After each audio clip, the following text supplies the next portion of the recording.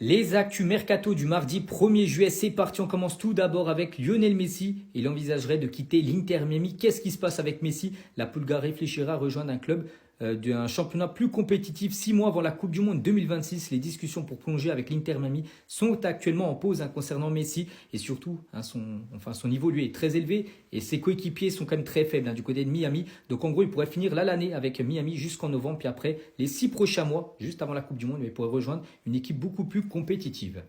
Des nouvelles concernant un autre Argentin, c'est Alejandro Garnacho. Tiens, en plus, il fête aujourd'hui son anniversaire en ce 1er juillet. Il fête ses 21 ans. Bref, on va parler mercato.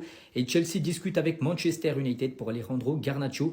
Donc, Manchester, on veut au moins 80 millions d'euros pour lâcher son joueur. Des nouvelles également concernant le joueur sous-coté de Crystal Palace, le joueur anglais Eze, les gars, très bon footballeur. Et c'est Arsenal qui prend contact avec l'entourage de Eze, donc la recrue de fou, si l'opération bien sûr se réalise par rapport à ce joueur. Et on finit aujourd'hui avec le Real Madrid qui s'intéresse à Kees Smit, ce tout jeune joueur néerlandais. Il a été élu meilleur joueur de l'Euro U19 et meilleur buteur de cet Euro U19 qui s'est fini là il y a quelques jours. Bon bref, il joue du côté de l'AZ Alkmaar et le Real Madrid surveille de près tout simplement ce milieu néerlandais. Les actus mercato du mardi 1er juillet, c'est parti. On commence tout d'abord avec le milieu de terrain du Paris Saint-Germain, Fabien Ruiz. Et c'est Manchester United qui veut Fabien Ruiz. Le PSG a l'intention de le conserver, de poursuivre avec son trio Vitinha, Neves, Ruiz. Donc ça sera très compliqué pour Manchester de s'offrir Fabien Ruiz. Des nouvelles également concernant Hugo Ekitike, attaquant français de l'équipe de Francfort. Et course intense entre 4 clubs de Première Ligue pour Hugo Ekitike. Donc il y a Arsenal, il y a Chelsea, il y a Liverpool et Manchester United. Ils sont tous intéressés par le jeune attaquant français. N'oubliez pas que Francfort en demande au moins 100 millions d'euros pour lâcher Hugo Ekitike. On va parler cette fois-ci du gardien sénégalais du Stade de Reims, c'est Yavan Diouf, un très bon gardien. Et il devrait quitter l'équipe de Reims là dans les prochaines heures et s'engager du côté de Nice. Il remplacera Bulka dans les buts des Aiglons parce que Bulka devrait partir normalement dans le championnat saoudien d'après dernières infos. Et du coup, lui pourrait passer de la Ligue 2 à potentiellement jouer les barrages bien sûr pour jouer la future Ligue des Champions. Et on finit aujourd'hui avec Georges Mikotadze, l'attaquant de l'Olympique Lyonnais. Et Mikotadze intéresse Francfort et Sunderland. Le joueur est prêt à rester au sein de son club formateur. Mais après, bien sûr, un départ est totalement ouvert. Des clubs turcs et saoudiens sont également sur le coup. Les actus mercato du mardi 1er juillet, c'est parti. On commence tout d'abord avec le Real Madrid qui va tenter de boucler l'arrivée d'Alvaro Carrera ce mois-ci, ce mois de juillet. Les négociations devraient s'accélérer après l'élimination du Benfica à la Coupe du Monde des clubs. Des nouvelles également concernant David Alaba, défenseur central autrichien bien sûr du Real. Et David Alaba veut honorer jusqu'au bout son contrat, donc encore d'1 an. Du côté du Real, il pense pouvoir jouer un rôle très important auprès de Xabi Alonso.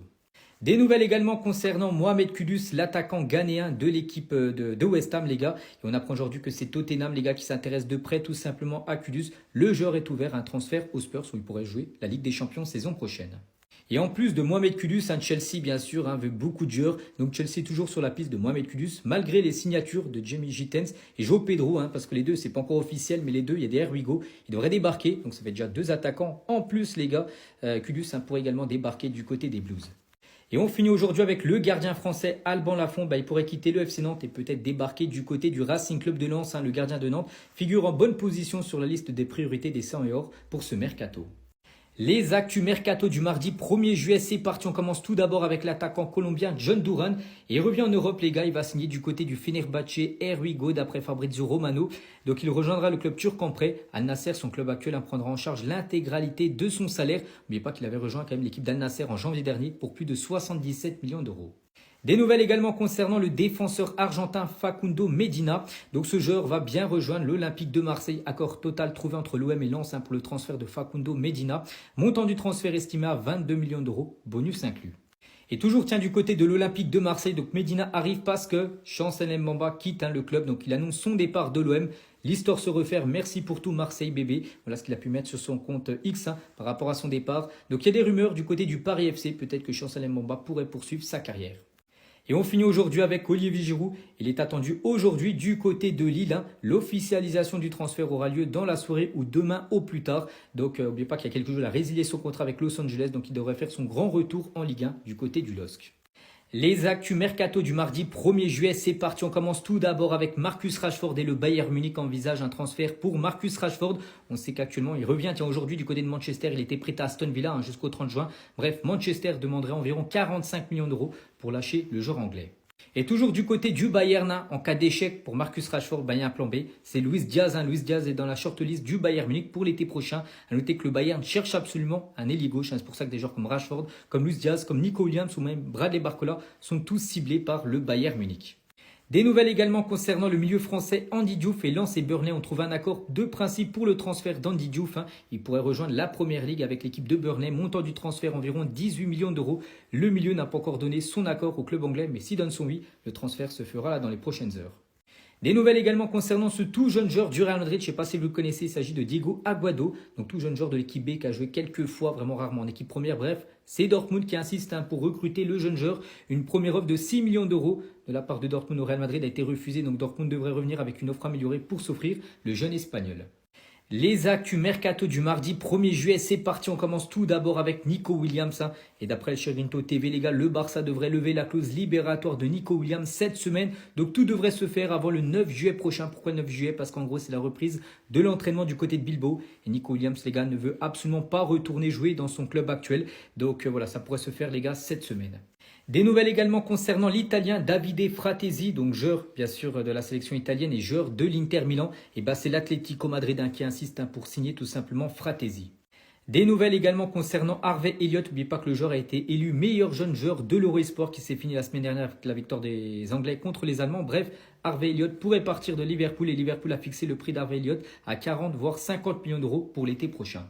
Et on finit aujourd'hui avec le club anglais de Manchester United. On apprend aujourd'hui que Manchester United priorisera Ollie Watkins en cas de départ d'Ojlund parce qu'Ojlund pourrait quitter bien sûr les Red Devils. Il faudra trouver son remplaçant. Ça pourrait être l'attaquant bien sûr d'Aston Villa, Ollie Watkins, un attaquant très sous-coté.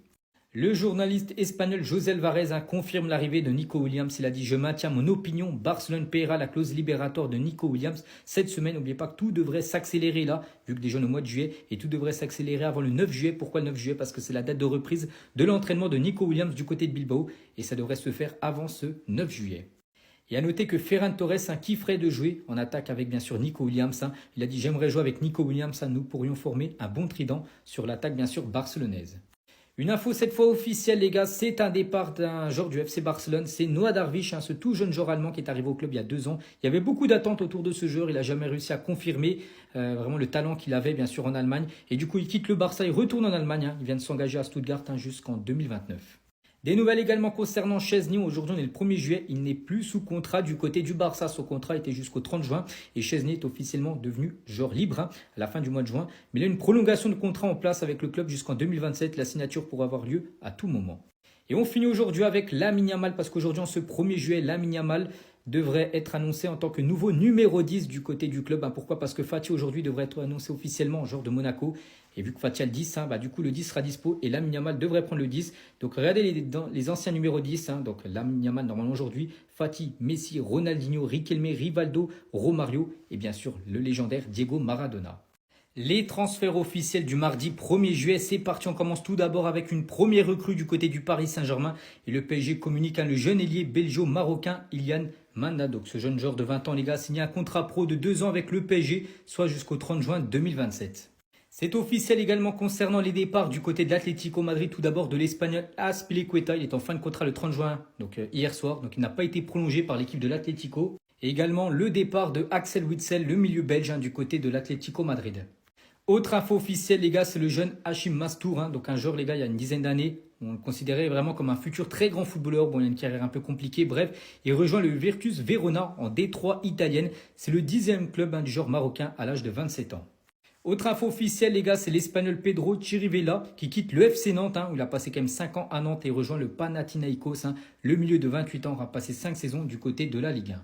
C'est officiel également concernant Noah Darwish, que le Barça avait recruté il y a 2 ans. Il n'a jamais réussi à s'imposer du côté du FC Barcelone et du coup, il rejoint l'équipe de Stuttgart. Il retourne en Allemagne jusqu'en 2029. Les gars, ce soir pour le match Real Madrid-Juventus Turin prévu à 21 h, attention, il y a 45% de chances d'orage pendant le match Real Madrid-Juventus. On sait qu'il y a eu 6 rencontres qui ont été interrompues pendant cette Coupe du Monde des clubs. Donc une suspension de 30 minutes est obligatoire si cela se produit. Donc voilà, le match peut durer très très longtemps ce soir entre ces deux équipes. Et à noter aussi que Vini Junior devra se tenir à carreau ce soir, parce que si Vini reçoit un carton jaune ce soir, il manquera l'hypothétique quart de finale soit contre Dortmund, soit contre Monterrey. Et concernant Xabi Alonso, donc lui, il aimerait passer. Il aimerait aussi que Monterrey passe parce qu'il pourrait retrouver Sergio Ramos. Il a dit Ramos, je suis ravi de le voir jouer à ce niveau et à cet âge avec cette jeunesse et cette envie. J'espère qu'on pourra se retrouver bien sûr en quart de finale. On va parler cette fois-ci de Huijsen. Il est arrivé il y a 3 semaines du côté du club. On a l'impression que c'est déjà un pilier. On a l'impression que ça fait déjà 10 ans qu'il est au Real. Donc Huijsen est le joueur clé de Xabi Alonso. Il est le joueur responsable tout simplement de la construction. Et on finit aujourd'hui avec Álvaro Carreras. Et oui, le Real Madrid va bien passer à l'action concernant le joueur. Donc le Real devrait tenter de finaliser la signature de Carreras en juillet. Donc l'accord devrait s'accélérer après que le Benfica ait été éliminé de la Coupe du Monde des clubs. Le Paris Saint-Germain est un rouleau compresseur depuis le début d'année. Donc aujourd'hui, on est le 1er juillet, mais depuis le 1er janvier, depuis 7 mois, le PSG a remporté 15 matchs en marquant au moins 4 buts lors de cette année 2025. Concernant bien sûr la Coupe du Monde des clubs, donc le PSG est toujours engagé. Prochain match, le Bayern Munich samedi à 18 h. Et Luis Enrique a accordé 2 jours de repos après la qualification contre Miami. Donc hier, lundi, c'est un jour de repos. Aujourd'hui, c'est un jour de repos, de reprise de l'entraînement. Demain, mercredi, bien sûr, pour préparer ce quart de finale. Et à noter que le Paris Saint-Germain a déjà récupéré un beau chèque, bien sûr, pour cette participation à la Coupe du Monde des clubs. C'est déjà 47 millions d'euros récupérés. Donc le détail, c'est 26 millions d'euros de primes de participation. 3,4 pour les 2 victoires en phase de groupe. 6,4 pour la qualif en 8e de finale.